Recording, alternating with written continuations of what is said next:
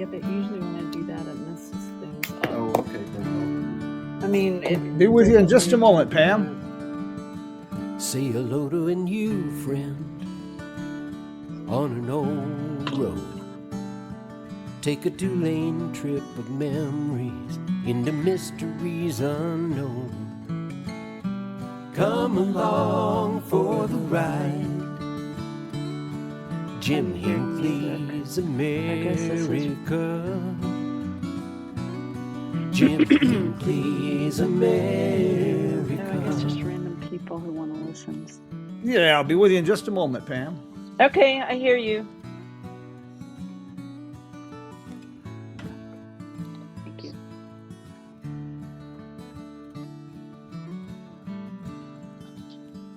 Good morning, Pam. Good morning, everyone. Good morning. God bless. Thank you for doing this, Pam. I really appreciate it. I enjoy immensely sharing the story of people who embrace life and encourage people to live. And you do that in spades. Well, I'm happy to be here, so thank you. Yeah, it was great. I know when we talked previously, we were talking about Route 66 for an interview, and it was your professionalism is one reason I agreed to that. I don't want to give you a big head, but you have such a track record of professionalism and care for what you do that Thank I you. felt compelled. I love what I do for a living, and I feel really lucky to be able to do that. So it was fun to talk to you about Route 66 a few weeks ago, and I'm looking forward to seeing that story in Cowboys and Indians magazine. The old Route 66, that's an adventure in itself. I don't even know what to say about that. In our email correspondence, I got to tell you, I get tired just following your exploits. But God bless, in the last month, you've been in Antarctica, Big Bend National Park, and Steamboat Springs. Yeah, I don't let a lot of grass grow around my feet. I really love to be outside and doing stuff, and I get a little twitchy if I stay in front of my computer for too long. So that's my excuse. Well, that's what I'm amazed on your how prolific your writing career is and how busy you are. I don't know how you managed to do that. I don't know. It's just the way I've always been. And I worked in the newspaper world for about 35 years. The last newspaper job that I had was at the Austin American Statesman, the daily newspaper here in Austin.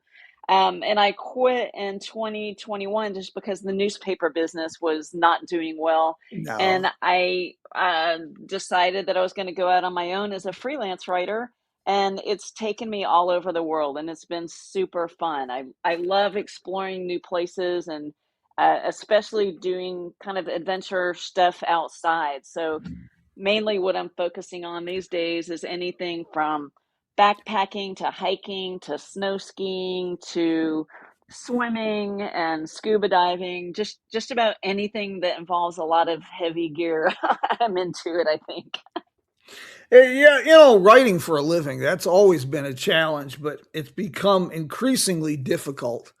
And especially with newspapers, they're gone. Magazines are also becoming a kind of a challenge. So Yeah, yeah.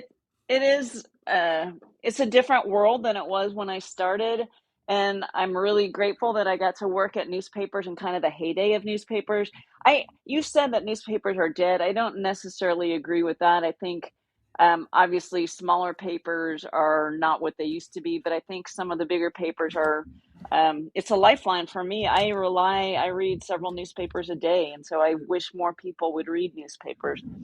But Hey, there, yeah, my my career has shifted more to magazine writing, and I write for I guess about 30 different magazines. And I focus on outdoor adventure and also environmental issues. So I write for the Nature Conservancy magazine, for Texas Monthly, for Condé Nast Traveler, Southern Living, Texas Parks and Wildlife, just a whole array of publications. yeah, and some of the newspapers have held on. What I really lament is the demise of real small local papers. Oh, I agree. I agree. I growing up just love to get the newspaper and spread it out on the, especially on Sunday morning, spread it Yes. out on the couch and tear things out of it that I was going to save and read later. And small town papers in particular, like you were saying, I just love reading. My mom grew up in a small town in Michigan, and just going up there and looking at the teeny little newspaper that had everything from the police blotter from the previous day to just all these very niche stories about people and what they were doing in the community. Now you're from originally from Ann Arbor, is that correct? Yeah, that's where I was born. I lived in Michigan for 4 years and then moved to Austin, Texas, and Okay.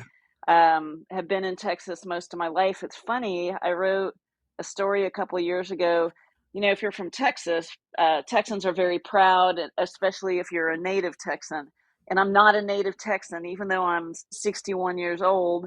I never really officially considered myself Texan until a few years ago, and I wrote an article about why I finally considered myself a Texan, and it's because, I feel like I embrace kind of the spirit of the state. Maybe not all the politics of the state, but I do embrace the spirit of adventure, and I love the diversity of the state physically, from the deserts of West Texas to the Gulf Coast and the piney woods of the East. It's just so big and beautiful, and I question, okay, I'm 61 years old.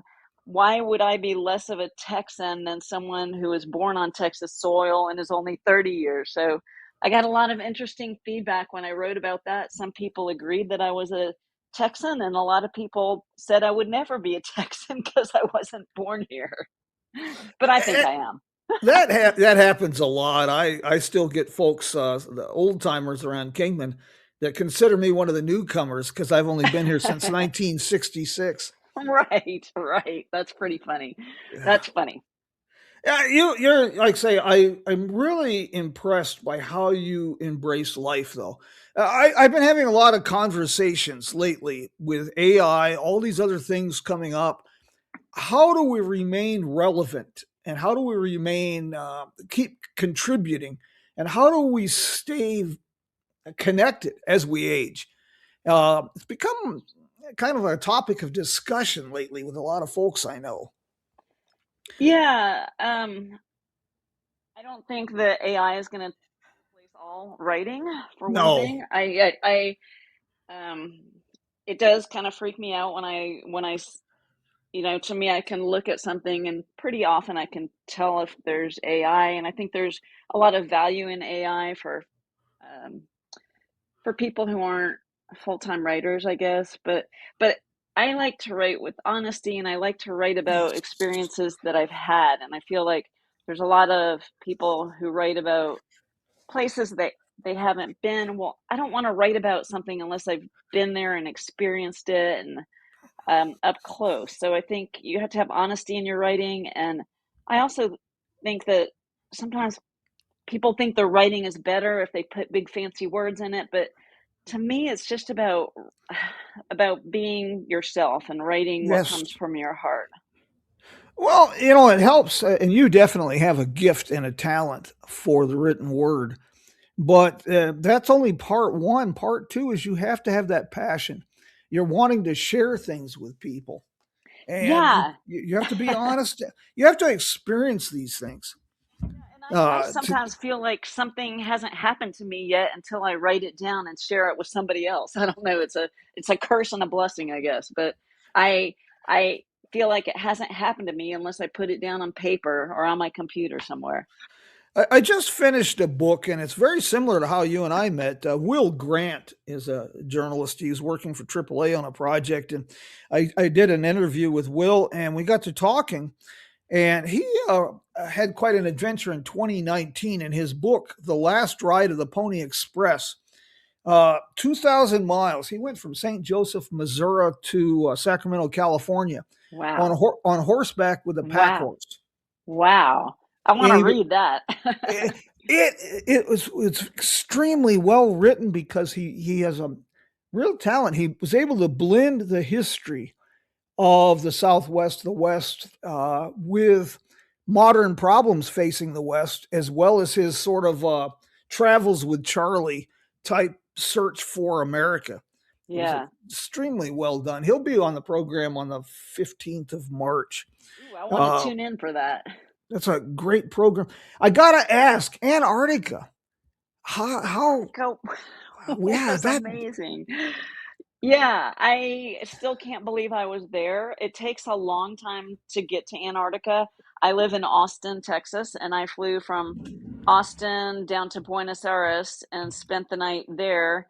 The next morning, I took a flight from there to a town called Ushuaia, which is at the very southern tip of South America.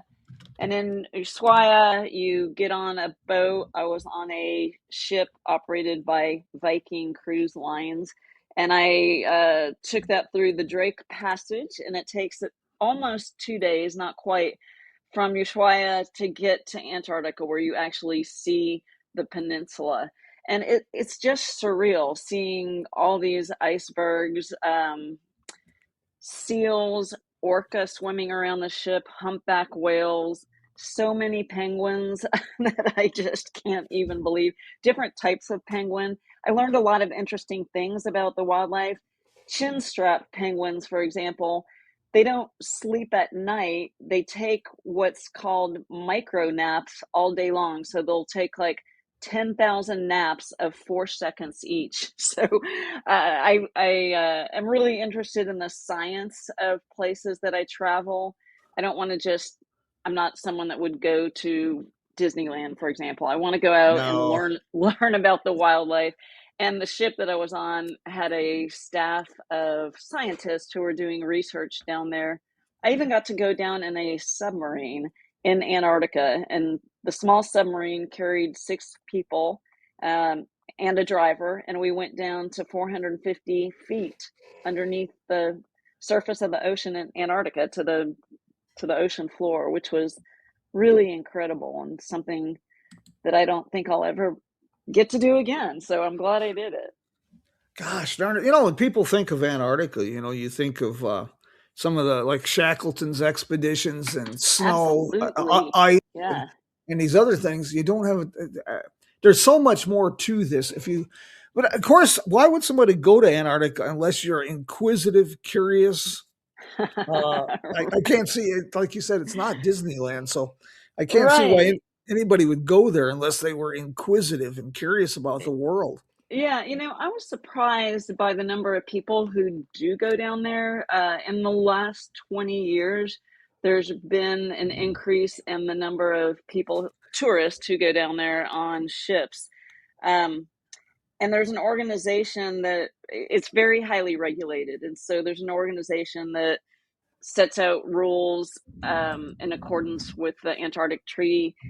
And there's, for example, if you get off the boat and get onto land, when you first go to Antarctica, all your outer clothing, like your jacket, your gloves, anything like that, is inspected to make sure that there's not dirt or fibers or pieces of plastic that might come off. So the crew on the boat will vacuum all of your jackets and stuff. And then each time you step foot off the boat on an island or on the continent, when you get back on the boat, you have to go through what's kind of like a car wash for for people. Someone stands there and sprays down your boots to make sure you're not um, transferring anything from one island to the next, and then you shuffle through this little machine. It's like an electric scrubber that also disinfects your boots, because they're worried about the transfer of avian flu from one spot in Antarctica to the other. So they're very, very careful about cleanliness there, which is great. I want Antarctica to be as pristine as possible into the future. Yeah, I'm not a cold weather person. I'm curious about Antarctica, but I'm unfortunately one of the dry roasted nuts that live out here in the desert on purpose. It gets below 80, I start looking for my long underwear. So I don't know what I would do in a place like Antarctica, even in the summer. Yeah, Uh, well, winter here, summer there, obviously, because the seasons are yeah, opposite. and during my trip, it was unusually warm, which is a little alarming because of climate change. But it was most of the days I was there, I would say the temperatures hovered around 30, which is a little bit warmer than they would normally have this time of year. Often it's drizzly and cloudy and windy and unpleasant. We had a couple days like that. And also, when you go to Antarctica, the ship may have a specific itinerary that uh, there's a lot of flexibility built in. For example, we were trying to go through I think it's called the Lamar Passage, but we were not able to go through there because of ice and fog. So you have to be very flexible with where you're going. But we saw amazing places and many, many penguin colonies, which was very high on my list. It was fun to watch those little football shaped birds. Yeah, that weather sounds like early summer in North Minnesota. Uh, I think you're right. uh, Yeah. uh, you mentioned you've done a lot of stuff around the Great Lakes, Yeah. You up know, around the boundary waters, or well, on Superior. on the north shore of Lake Superior. Actually, Yeah. when I was in college, I worked on Mackinac Island, which is a Oh, island yes, yes. between the Upper and Lower Peninsula. I worked at a hotel there one summer with a bunch of college kids, which was quite the fun time. But this time I was up, I flew into, oh gosh, now I suddenly can't remember the name of the town that I flew into in the North Shore of Lake Superior, but went to a couple of national parks in Canada, and I love it up there. Have a trip planned later this year. It's a rafting trip on the Nahanni River, which is in the Northern Territories of Canada. I'm looking forward to that one because I am hopeful to see some bears while I'm up there. So that should be a good one. That yeah, that Superior Mackinac Island is a real treat. Oh, Uh, yeah.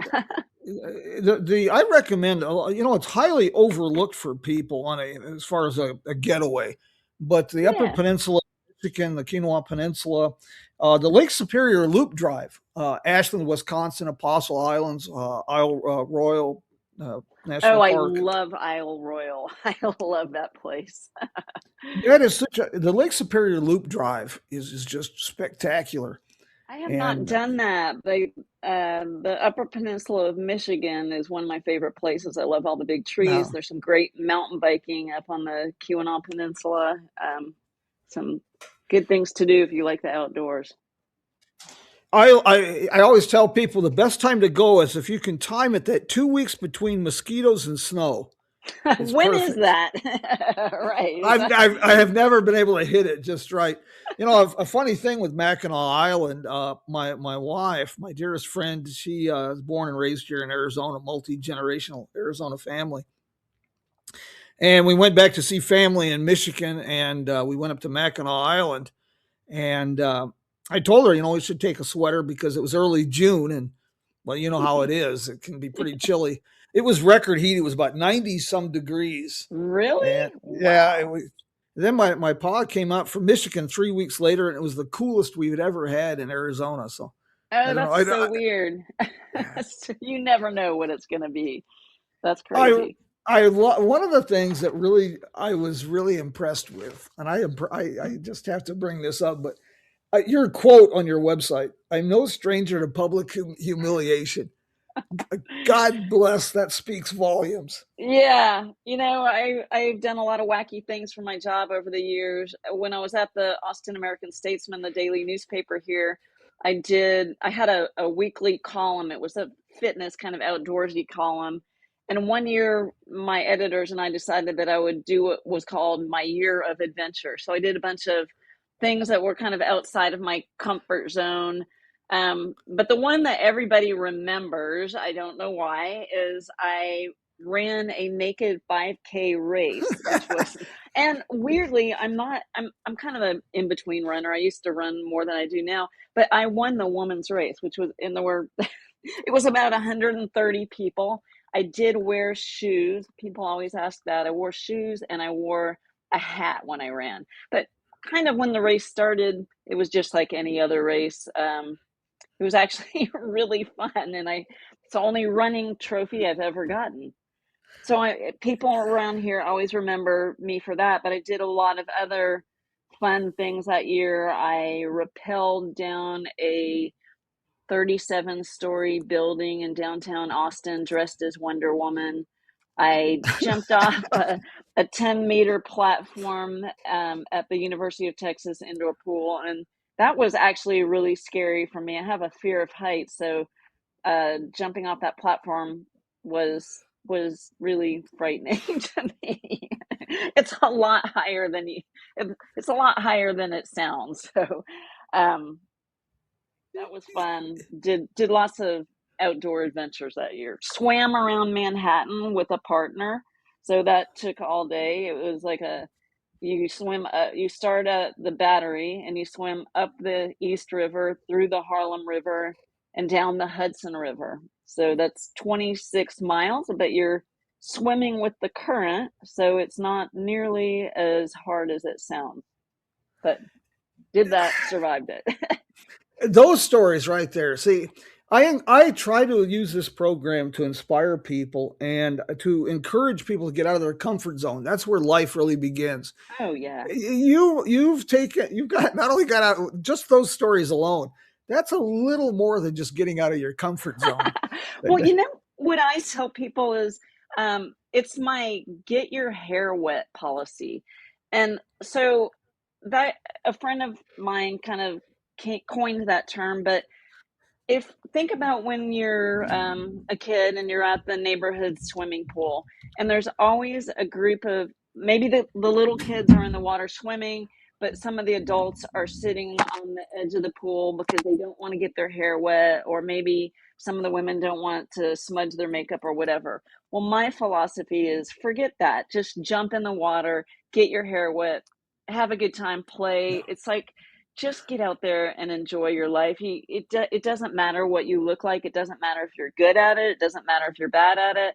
And you mentioned earlier on my website it says I'm no stranger to public humiliation, and I really think nobody is going to judge you for what you do. I really think you should just get out there and try as many new experiences as you can.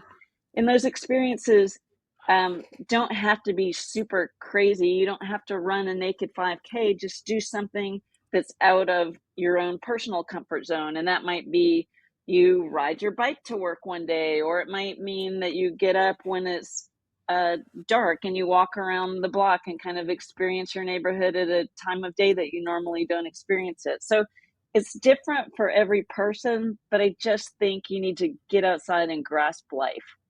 Yes, yes, most definitely. I'm glad you mentioned I don't have to get out and run a naked 5K. I'm an old desert rat, and there's sections of my hide that haven't seen the sun in 50 years.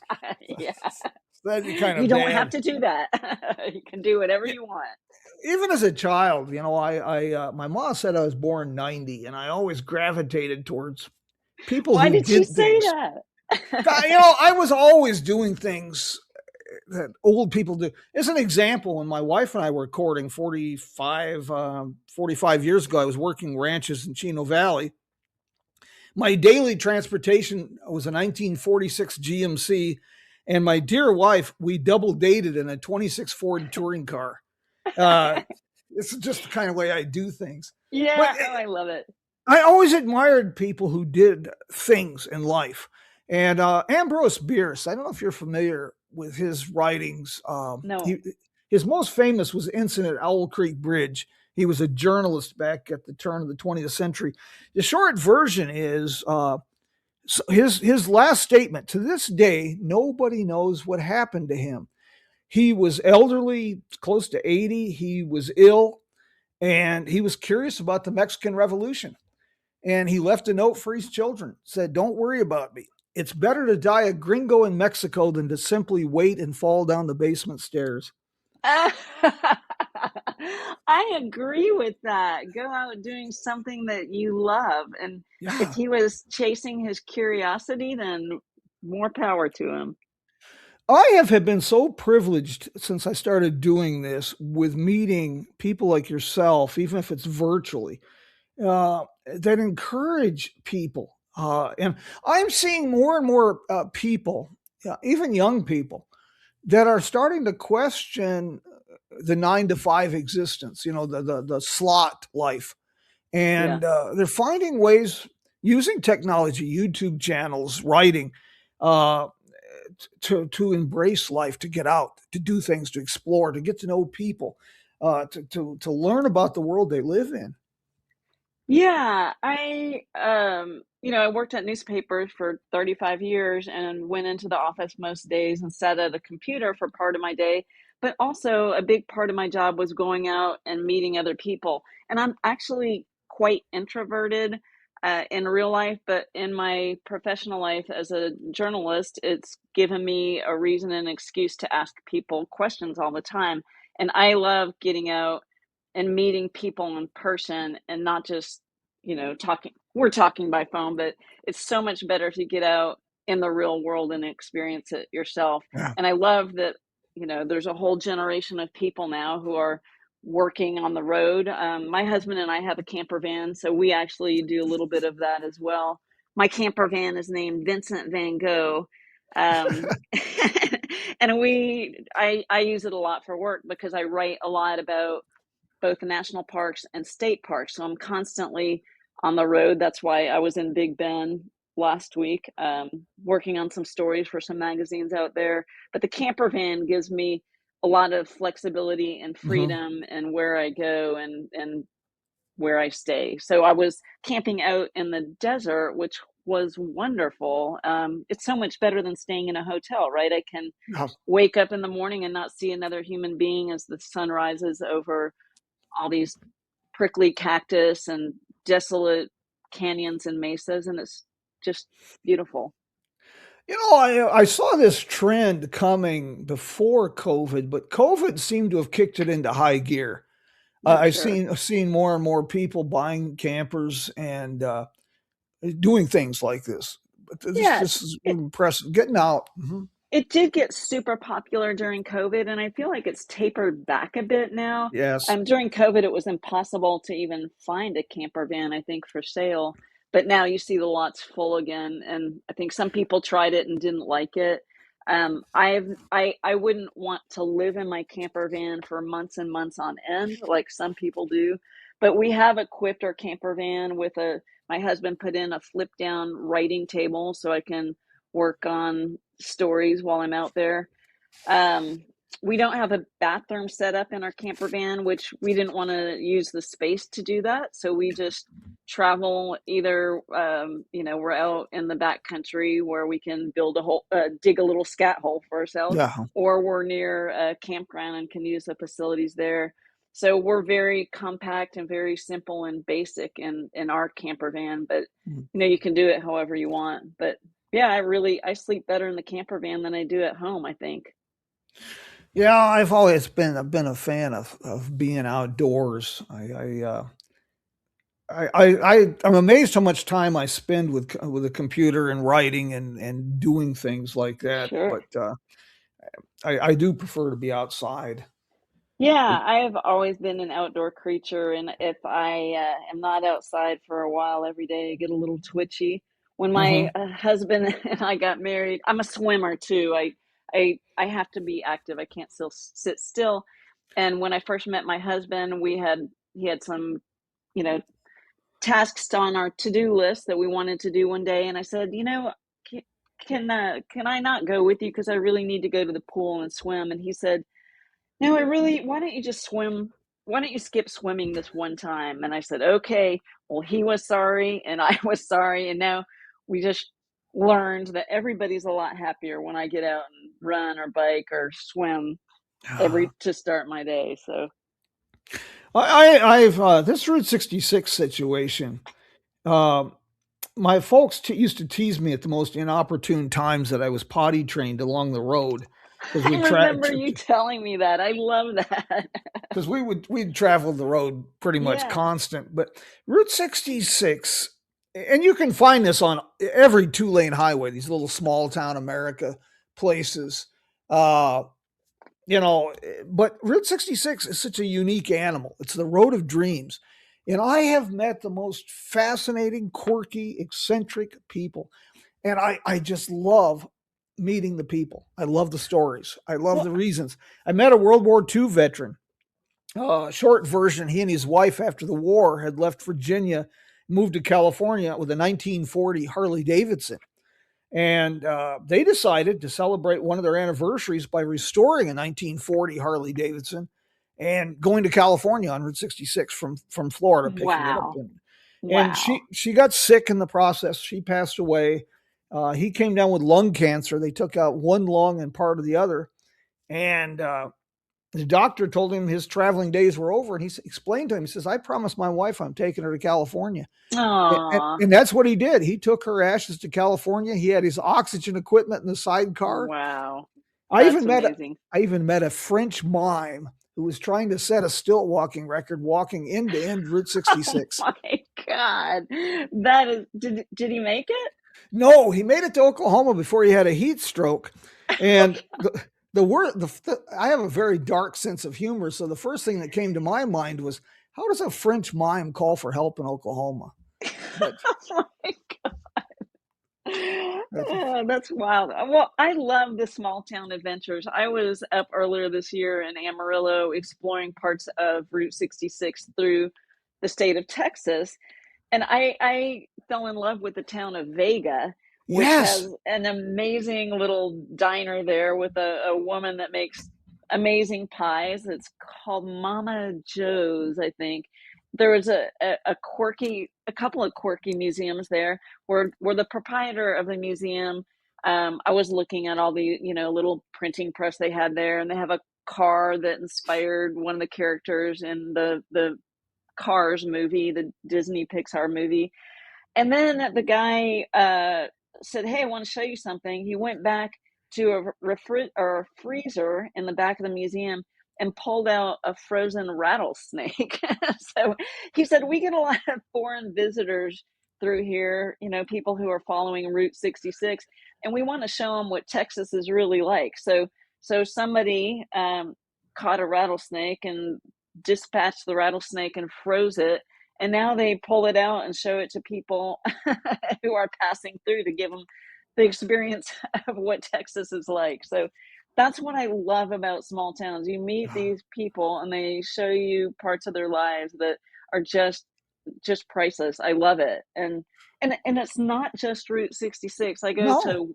to West Texas a lot, and there's a highway that leads to Big Bend. It's US Highway 90, and it goes through a couple of charming little towns. And my favorite down there is a little town called Sanderson, which, there's an old hotel there from the 1950s or 40s that's been spruced up and redone. Someone took an old Ford dealership from the 30s and turned it into kind of a coffee shop, art gallery, music venue. And when you stop in those little places and actually get out and talk to the people, it is so much fun. I just, like you said, the French mime that you met, it's the people that you meet in these places that is so great.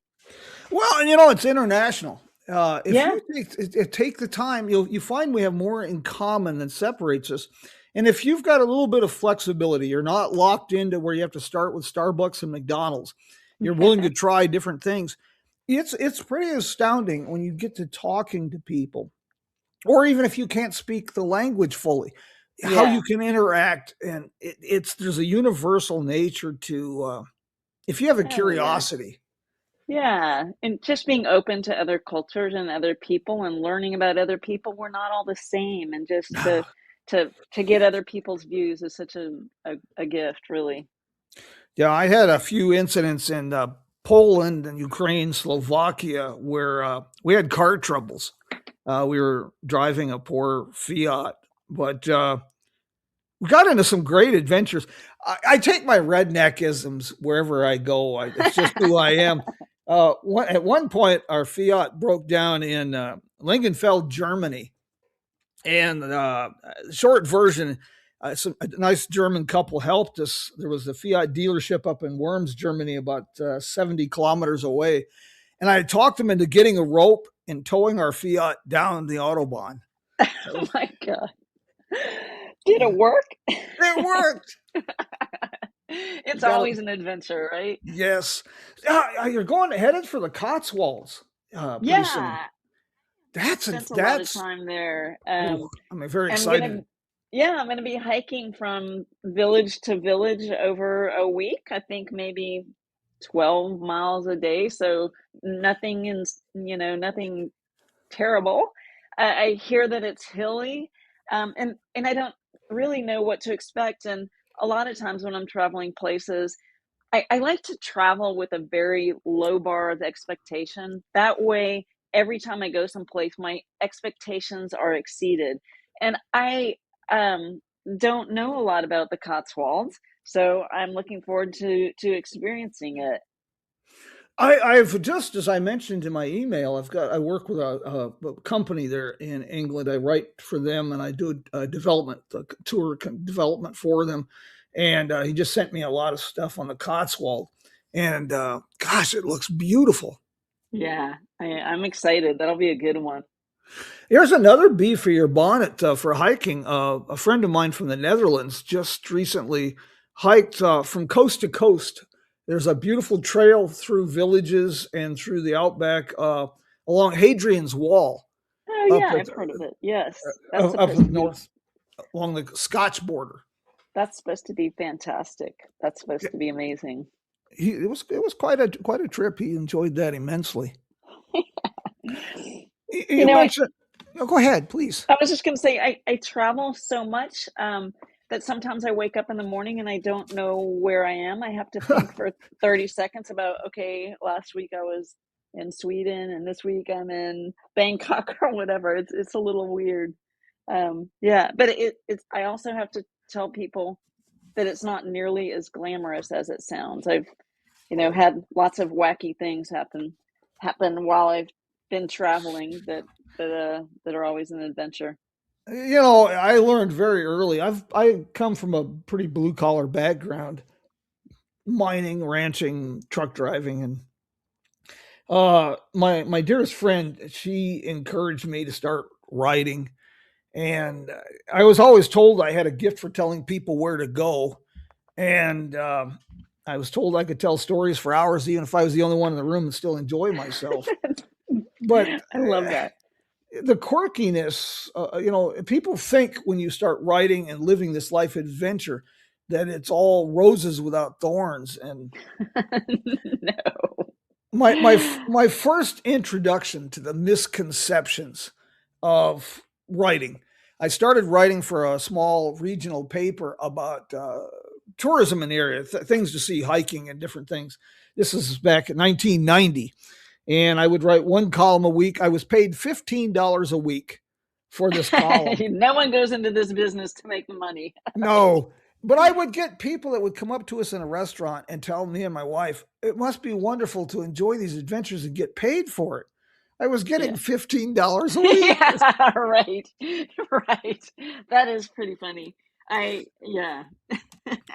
Yeah. One of the things you've probably learned, well, it's obvious because you're still laughing, is how to be flexible, how to roll with the punches, Yeah.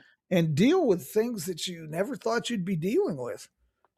Yeah. I've dealt with a lot of weird things from travel complications, which are just a part of the job. And I've learned to relax and not get too bent out of shape when flights get canceled or whatever. Um, but also, I've been traveling. I was in the Maldive Islands a couple years ago, and I got sick and had to go to a clinic and get rehydrated. I fell while skiing in Idaho a couple years ago and blew my knee out and had to get myself back home to have knee surgery. I completely detached my ACL. I just weird stuff that has happened. Not all bad. One time I was in a ski town and someone else had booked my hotel room for me, and when I got there, I spent 4 nights in a very nice hotel. And when I was checking out, I can't remember the room number, but say I was in room 55. I went to check out of room 55, and the person at the front desk said, "We don't have any, you weren't in 55. There was no one in room 55." And I said, "Yes, I've been in that room all week." And then she clicked around on her computer for a while and she said, "No, we have you in room 53. Room 55 is an adjoining room." Well, it turns out that I was staying in the bedroom and they had a whole suite for me that I didn't even know that I had access to.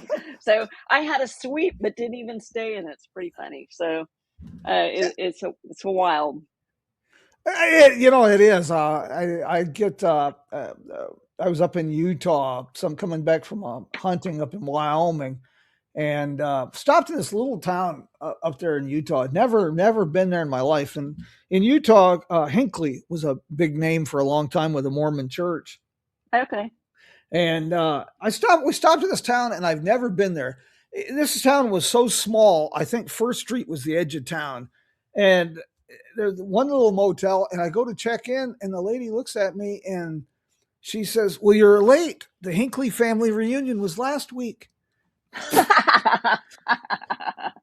I'd never been there before in my life. That is funny. Yeah, that is funny. Yeah. My last name is LeBlanc, which is it's my husband's name. He's Cajun from Louisiana, Oof. and everyone in Louisiana has the same last name, I think. So Cajun, Louisiana. Louisiana, I always tell people the United States has 49 states in Louisiana. That's a different country. it is. It's got great culture, though. I did Oh, a yes. biking tour through southern Louisiana a few years ago where we rode bikes, and then every night we camped out and there was Zydeco music, and it was fantastic. And the food, my husband makes some damn good crawfish, so I love it. You also do speaking engagements. I do. Yeah. I And Go ahead, go ahead. please. I was just going to say, when I publish this today, I'll make sure there's your website Thank and you. have people reach out to you, because I can. You would really liven up a party.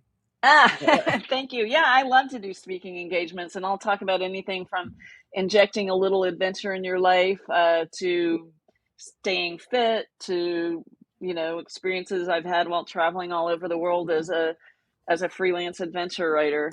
I've also got a new book coming out. It'll be out in October, and I'm a hiker, so it's an urban hiking guide to Austin, and it's on Mountaineers Guides, which is based, I think, in up near Seattle. So the book will be all different places you can hike around Austin, and I'm really looking forward to seeing that one come out. Austin, I haven't been to Austin in quite a few years, and that's a city that doesn't get enough attention as far as diversity in a dynamic city. Austin is in a class all its own. Austin's grown a lot. I moved here in 1969, and it has just exploded in size. There's so many people. The live music scene here is just fantastic. So that's Mhm. what I love. I love the music scene, and also it's very close to outdoor adventure for me. So I do a lot of paddling, so I can canoe, I can swim, I can hike, and lots of good biking within, really close to town, which has been great.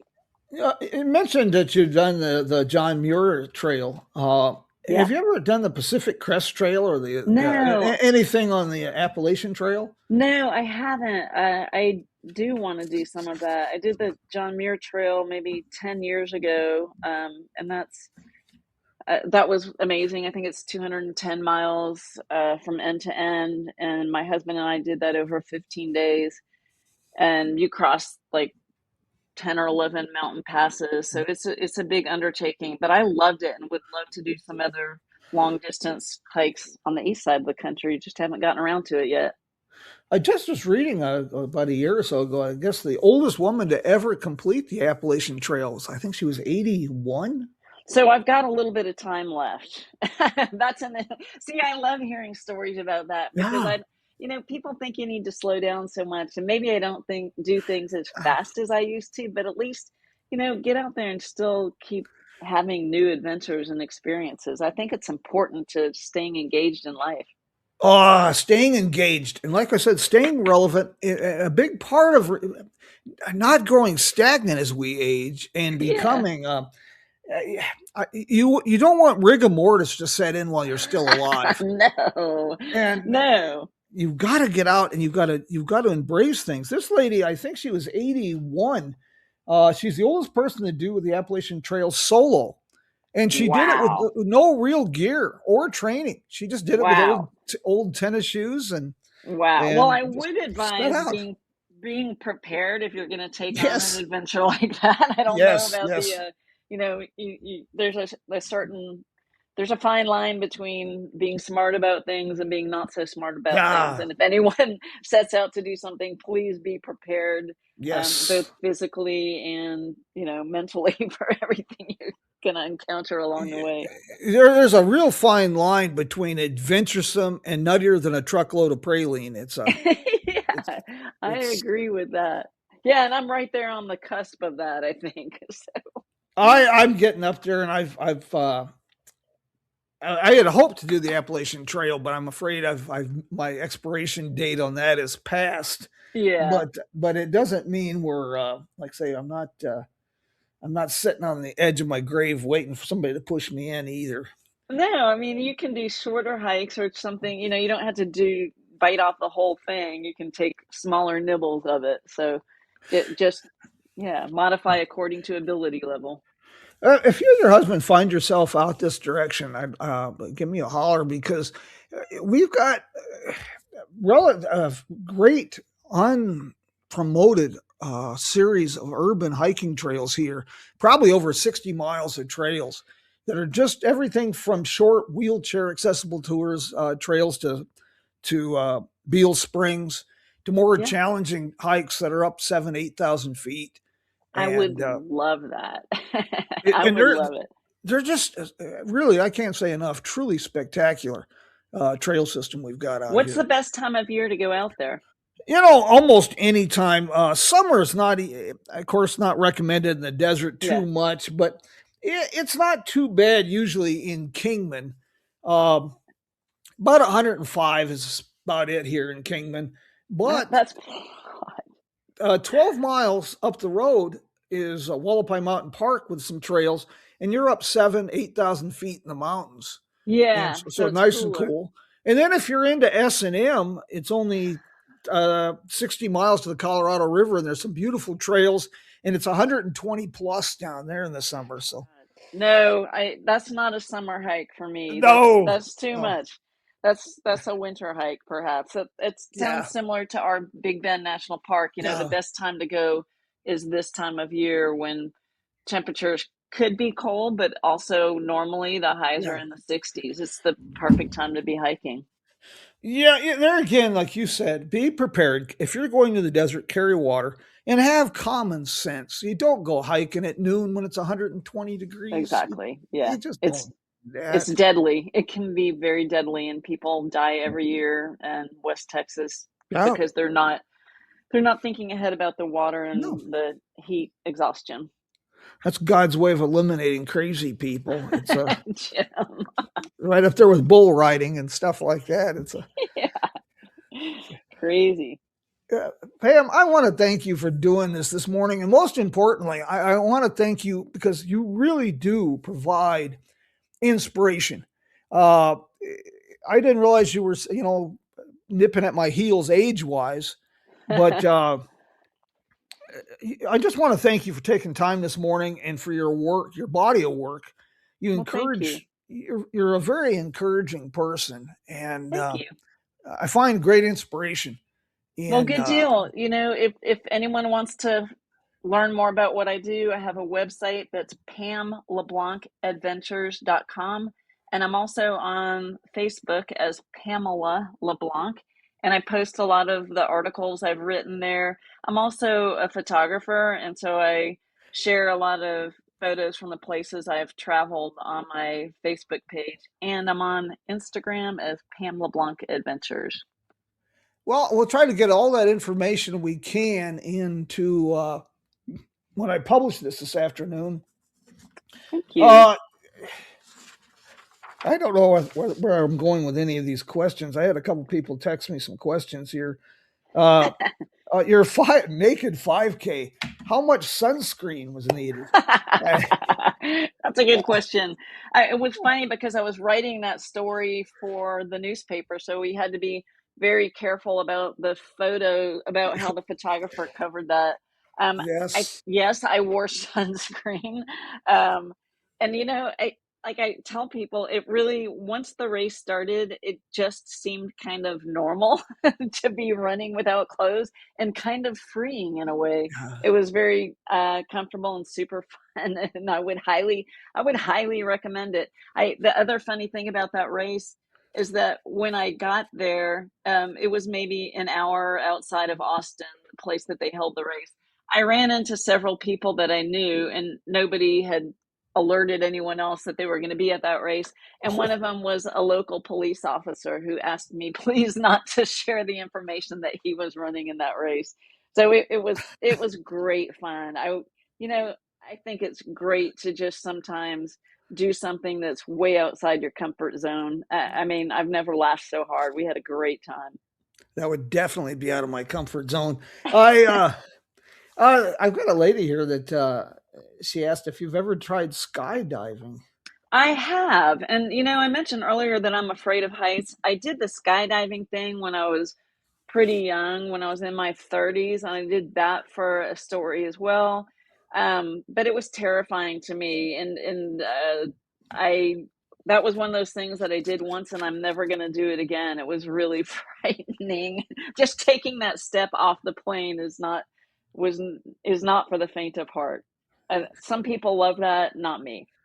No, I've always questioned people that jump out of perfectly good airplanes. Exactly. That's I'll it's stick to the I'll do just about anything once, and I've done every I flew above the Arctic Circle to go dog sledding in Sweden. I swam around Manhattan Island.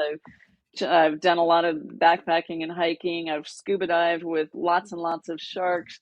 All that is fine, but jumping out of a plane is a little extreme. yeah, that's definitely a little extreme. Have you ever? Here's a question for you. Have you ever done much down in South America around the Amazon? I haven't been to the Amazon. I have been in South America. In fact, I've been to Patagonia twice in the last year. I was recently in Chile, in the Lake District of Chile, which is at the northern part of Patagonia. And then a few months back, I was down at the very southern part of Patagonia, going to Pine del Torres and Perito Moreno Glacier. Spectacular country down there. I also love Peru. I was in Peru about 2 years ago, and went to Machu Picchu, which is so beautiful it made me cry. And did some climbing, some hiking around Rainbow Mountain, which is a mountain that the minerals in the soil are very colorful, and it looks almost like a bright rainbow when you see it. Although I will say, people post pictures of Rainbow Mountain online, and the colors are so oversaturated that it's not as bright as some of those colors that you see in pictures. Huh. But love I the culture down there and the people. Yeah. I like say my international travels have been somewhat limited. I used to go into Mexico quite a lot, deep into Mexico, as far down as the Yucatan. Uh, Yeah. and I've spent a lot of time, mostly Canada, around the Great Lakes, and then Yep. the rest of my exploits have been European in nature. But gosh darn it, there's so much more to see out here. Yeah. And people always, sometimes I feel like it gets into a little competition about where have you been and what have you seen. But I love just traveling around my own home state as well. And Yeah. I've lived here almost my whole life, but I've been to Big Bend National Park 40 or 50 times. And still, every time I go, I discover something new. I was just out there recently and saw some rock art that I had never seen before. Went on some different hikes that I had not been on before. So, don't get caught up in how far flung your No. adventures are. Just get out there and explore the places around you that you've never seen. I think it's super important. I've been wandering these hills around Kingman here for over 60 years, and I still, first of all, the landscapes, the scenery, I never tire of, but I'm always finding new things, just in my own neighborhood, basically. And Absolutely. no, it is not a competition. It's about the experience and sharing the experience.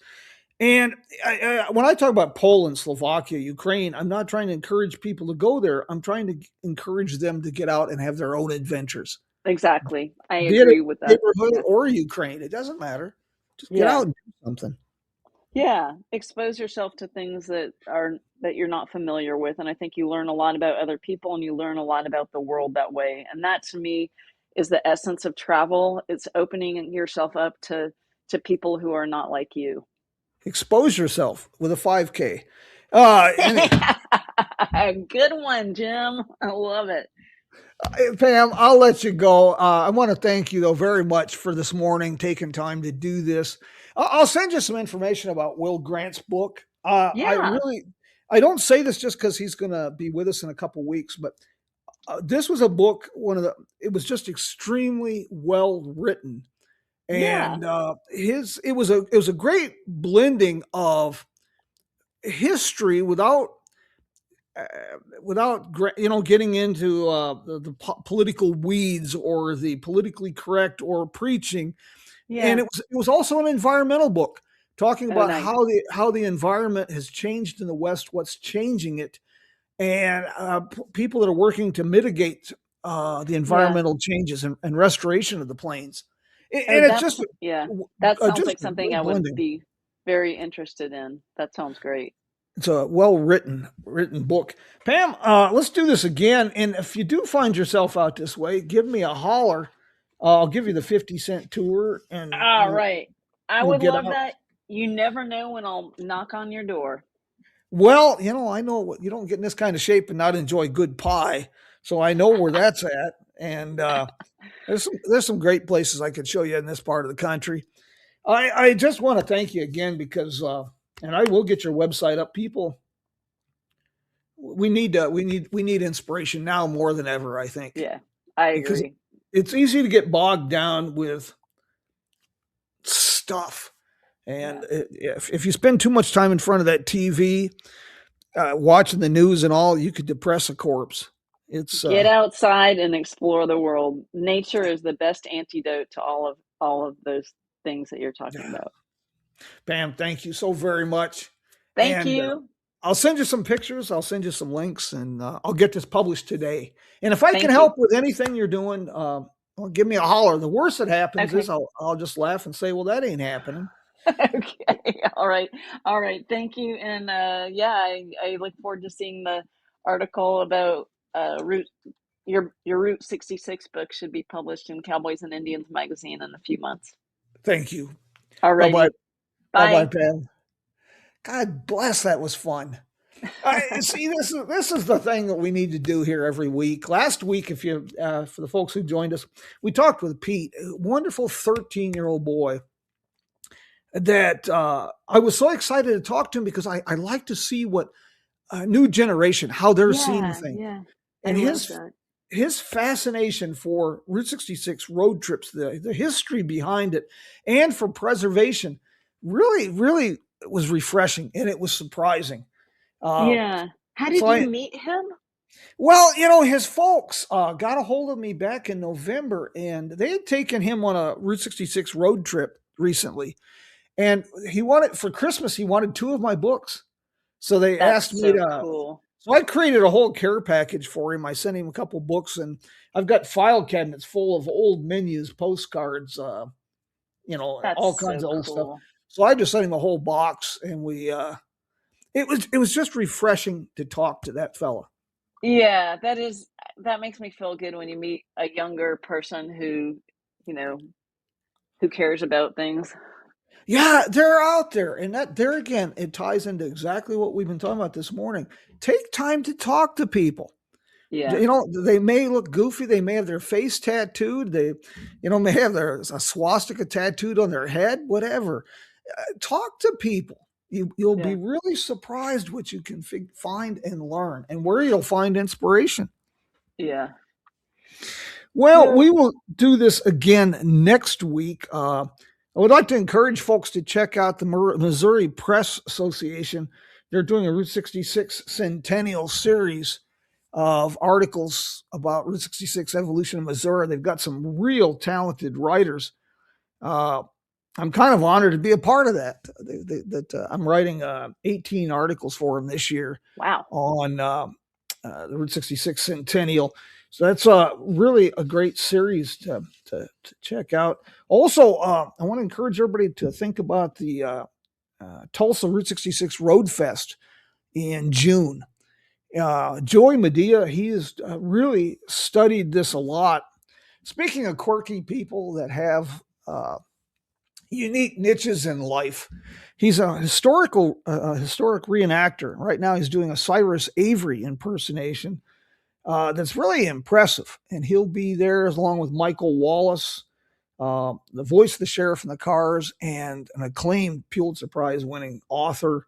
And this is an amazing event. What makes it even better, it's indoors, air conditioned, and it's great for the whole family. Everything from vintage cars, trailers, speakers, you name it. That's 22nd, 23rd of June. It'd be a great event to attend. Joey Medea, by the way, he'll be with us in a bit too. Well, another thing that Joey does is he builds historic themed escape rooms, and he Oh, builds wow. he builds Wow. them all over the world. He's currently was working on some projects, I believe, in Ireland. Uh, so there's a lot of interesting things happening in this old world. Wow. And next week, we're going to, speaking of young people, we'll talk to Katie Barthlow next week. She's probably mid 20s, and she's involved with the Historic Route 66 Association of Arizona. But what she's really passionate about is educational programs for young people, getting people involved with historic preservation, community development. So we'll have a lot of fun with that too. Sounds good. Well, until next week, my friends, I will bid everyone adios, and I'll thank Pam again. And we'll have a little bit of music from my friends there in Nashville, Joe and Woody and the boys of the road crew. And anybody who finds themselves headed out this way, give me a holler, and I might let you buy me a cup of coffee, and I'll deface a book for you. There's a story behind that book defacing I'll have to share with you sometime. All But right. I look forward to that. Thank my you, friends, Jim. you bet. Take care. My friends, until we meet again, vaya con Dios.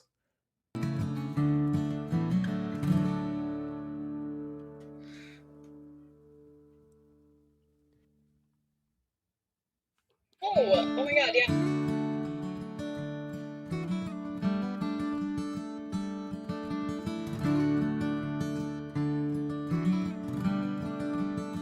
Say hello to a new friend on an old road. Take a 2-lane trip of memories into mysteries unknown. Come along for the ride. Jim Hinckley's America. Jim Hinckley's America.